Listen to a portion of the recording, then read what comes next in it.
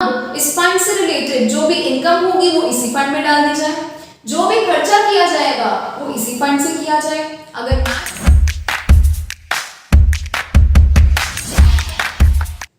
Hi everyone, this is Shubha Gandotra. I hope you all are doing really well. So finally today we are going to start with the practical portion of the chapter Not for Profit Organization for grade 12. And when we look at the practical portion of this chapter, we are having 4 question types in terms of short questions. तो long questions को शुरू करने से पहले we are going to cover the 4 short questions of this very chapter, और यही 4 types जो कि शॉर्ट क्वेश्चंस में हमें पूछी जाती हैं, ultimately these are going to help us in the long questions as well. अगर इनके ट्रीटमेंट्स हमें अच्छे से क्लियर हो जाते हैं तो लॉन्ग क्वेश्चन के जो हमें इनिशियल पॉइंट्स या ट्रिकी पॉइंट्स बनकर पूछे जा सकते हैं, they are already very much clear to us with the help of these short questions. ठीक है, so let's start with the very first type of this very chapter for short questions, that is fund based accounting. तो आज का ये जितना भी practical होगा it is all relating to the fund based accounting. fund based accounting में होता क्या है? देखो, ऑर्गेनाइजेशन समटाइम्स क्या करती है, किसी भी स्पेसिफिक एक्टिविटी के लिए ना वो एक अलग से फंड बना लेते हैं कि जी फॉर एग्जांपल मैच है तो मैच से रिलेटेड उन्होंने अलग फंड जो है वो बना लिया, उसमें जितना भी उन्होंने स्टार्टिंग बैलेंस रखना है रख लिया। अब इस फंड से रिलेटेड जो भी इनकम होगी वो इसी फंड में डाल दी जाए, जो भी खर्चा किया जाएगा वो इसी फंड से किया जाए। अगर मैच फंड है तो मैच फंड बना लिया, फॉर एग्जांपल 2 लाख के साथ मैंने एक मैच फंड जो है वो शुरू कर लिया, ठीक है, अपनी ऑर्गेनाइजेशन में मैच फंड जो है वो अलग से बना लिया। अब क्या होगा, इस मैच फंड से रिलेटेड जितनी भी इनकम होगी वो इसी फंड में ऐड करी जाएगी, जितने भी एक्सपेंसेस होंगे वो इसी फंड में से निकाले जाएंगे। ठीक है, तो this is all that fund based accounting. यहाँ से दूसरा पॉइंट जो हमें क्लियर करना है, दैट इज व्हाट, देखो इससे पहले we have discussed income and expenditure accounting detail, और हमने ये किया है that all incomes appear in the income and expenditure account, all expenses do appear in the income and expenditure account, but those very incomes and those very expenses which would be relating to these very specific funds, they would not appear in the income and expenditure account, but they would be appearing in that specific fund in that balance sheet only. balance sheet कहाँ से आ गया? तो ये जितने भी हमारे funds हैं या रिजर्व्स हैं, किसी भी ऑर्गेनाइजेशन में कोई भी फंड बनाया जाता है, कोई भी रिजर्व बनाया जाता है, that is always on the liability side of the balance sheet. ठीक है, तो ये थोड़ा सा इसके ऊपर बेस था। डायरेक्टली हम इस फॉर्मेट को समझते हैं, सो बैलेंस शीट का जो पुराना फॉर्मेट है वो तो आपको बिल्कुल क्लियर होगा ही। अब इसमें शुरुआत कैसे करनी है, स्पेसिफिक फंड बना रहे हैं ना, लायबिलिटी साइड पे आएगा फंड, ये तो हम बिल्कुल क्लियर है। सो लायबिलिटी साइड पे we would be giving this heading specific fund, whatever would be its opening balance वो हम यहाँ पर लिख देंगे। इस फंड से रिलेटेड जितनी भी इनकम होगी वो इसी फंड में ऐड करी जाएगी, इनकम एंड एक्सपेंडिचर अकाउंट में नहीं शो करी जाएगी। इस फंड से रिलेटेड जितने भी एक्सपेंसेस होंगे वो इसी फंड में से लेस किए जाएंगे, इनकम एंड एक्सपेंडिचर अकाउंट में अपीयर नहीं करेंगे। इस फंड से रिलेटेड अगर कोई हमने इन्वेस्टमेंट भी करी है तो वो इन्वेस्टमेंट भी हमारे एसेट साइड पर अपीयर हो जाएगी, because investment is an asset. बस यही ट्रीटमेंट्स हमें शो करने पड़ते हैं। Whatever would be the balance amount after adding this and subtracting this would appear finally outside. और इस क्वेश्चन में हमें बैलेंस शीट को मैच नहीं करना होता है, we just have to show specific treatments for all the specific items. I hope थोड़ा सा आपको फॉर्मेट बिल्कुल क्लियर हो गया होगा। Now let's understand this with the help of example. Let's start with the very first example. हमें question इस तरीके से पूछा जाएगा, How will this following information appear in the balance sheet as on 31st March 2020? So that means मेरी balance sheet बन रही है, balance sheet as on 31st March 2020. Okay? Now, first हम शुरू करते हैं। फर्स्टली हमारे पास इंफॉर्मेशन क्या है, मैच फंड ₹20,000। मैंने क्या बोला, कोई भी फंड है that would appear on the liability side of the balance sheet. अब इस स्पेसिफिक फंड का नाम क्या है, मैच फंड है, तो मैंने यहाँ पर लिख दिया मैच फंड। इस मैच फंड का अमाउंट क्या है, the opening amount that is 20,000, सो 20,000 भी लिख देते हैं यहाँ पर। Okay, Then afterwards, match expenses. These expenses are relating to match for which a specific fund has been created. So वो expenses जिनके specific funds create कर दिए जाते हैं, वो expenses फिर उसी fund में show करे जाएंगे, income and expenditure account में show नहीं करे जाएंगे. So yes, हम यहाँ पर लिख देते हैं match expenses. Right? Match expenses हमारे कितने हैं? 4,000. Let's write 4,000. Because we are subtracting it. आसान करने के लिए जो subtract करने हैं, let's take them in bracket only. ठीक है? तो ये भी show कर दिया, ये भी show कर दिया. Then afterwards, donations for match fund. अभी donations हैं, कुछ amount income के तौर पे receive हो रहा है. That income is directly relating to match fund. So all those incomes which are relating to specific funds that would appear in the specific fund only, that would not be shown in the income and expenditure account. इससे relate कर रहा है तो directly हम इसी में add कर देंगे. That is what? Donations. तो हमने यहाँ पर लिखा donations. What is the amount for donation? It's 3,000. We'll write 3,000 here. Clear? तो ये भी डाल. Then afterwards, proceeds from sale of match tickets. Proceeds from sale. पैसे मिले हैं क्या सेल करके? Match tickets. Again match. Again something has been received जो कि डायरेक्टली किससे रिलेट कर रहा है? मैच से रिलेट कर रहा है. This income is also directly relating to match for which the fund has been created. तो ये भी इनकम डायरेक्टली उसी फंड में शो करी जाएगी. इनकम एंड एक्सपेंडिचर अकाउंट में शो नहीं करी जाएगी. अब ये अलग से इनकम आई है तो हम अलग से इसको शो कर देते हैं. That is proceeds from sale of match tickets. Right? What is the amount? It's 5,000. Let's write down 5,000. कुछ और रह गया? नहीं रह गया. सम कंप्लीट है बिल्कुल. बस बैलेंसिंग फिगर आपको निकालनी है, बैलेंस अमाउंट आपको निकालना है. So what it is becoming? 20,000 plus 3,000, 23,000. फिर प्लस वाले अमाउंट्स कौन से हैं? 5. 23,000 plus 5,000, 28,000. 28,000 minus 4,000. Balancing figure is 24,000. This is the first short sum as per the first example. I hope it is very much clear to everyone. Now, let's proceed with the next example. तो ये तो clear हो गई. अब next example करते हैं. Next example में we are having tournament fund 2,60,000 and funds or reserves always have a credit balance. तो उन्होंने credit side पर ही उसे show किया है. ठीक है? Tournament fund है तो यहाँ पर हम नाम change कर देते हैं. It's tournament fund.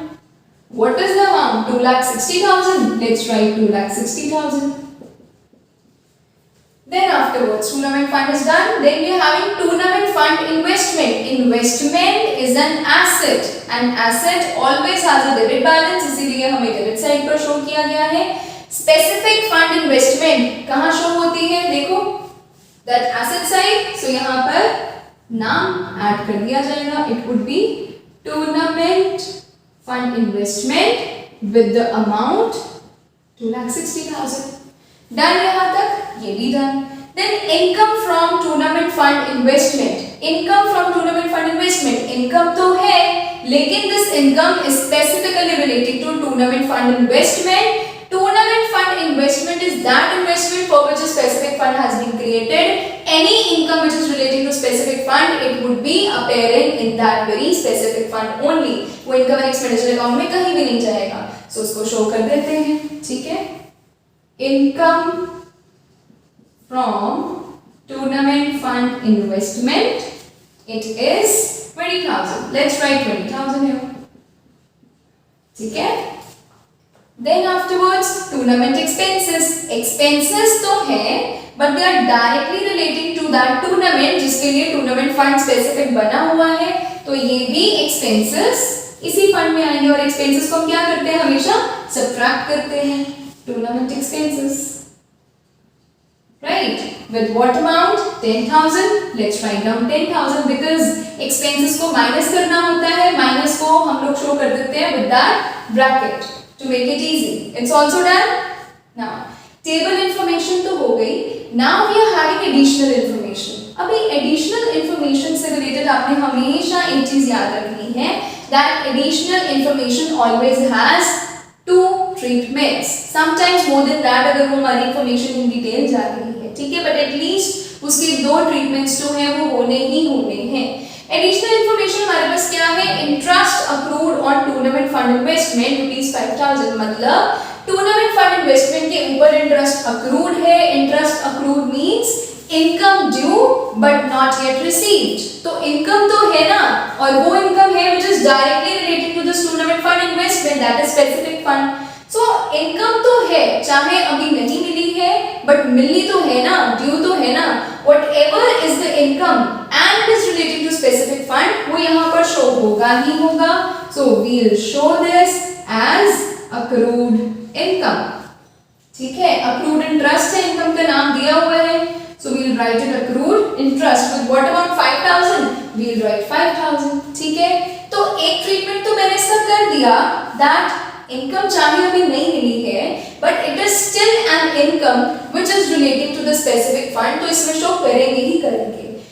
Now it is that income which is due but not yet received, and something which is due but not yet received and still receivable. अभी आपको मिलना है, जो कुछ भी मिलना है वो हमारा एसेट है, तो ये दूसरी तरफ अपना एसेट ट्रीटमेंट भी लेकर आएगा. accrued interest 5,000. डन. यही इसके ट्रीटमेंट्स थे बस. ठीक है, अभी इसकी बस बैलेंसिंग फिगर निकाल लेते हैं. 2,60,000 plus 20,000 becomes 2,80,000. ठीक है, 2,80,000 minus 10,000 becomes 2,70,000. 2,70,000 plus 5,000 becomes 2,75,000. Done. So with this example हम लोग ये देख सकते हैं कि अगर additional information आएगी it is going to have 2 treatments in this manner.